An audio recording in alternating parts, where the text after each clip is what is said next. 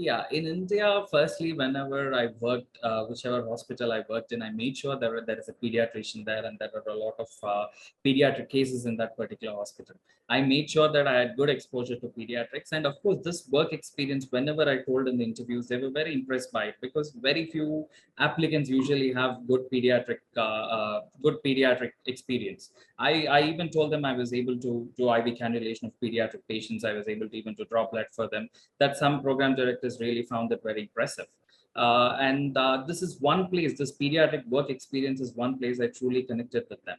And on the top of that, of course, pediatrics is a place where relatively fewer number of applicants, people apply for pediatrics. This one thing I've learned from this journey is any tough battle that we need to fight it along with our peers. At home, I made sure that I met a group of friends who were doing the same thing, and that made my journey much easier. At least for me, the group studying worked, though we were not necessarily studying in the groups, but at least having our peers around us helped me overcome all the challenges that I had with giving the exam.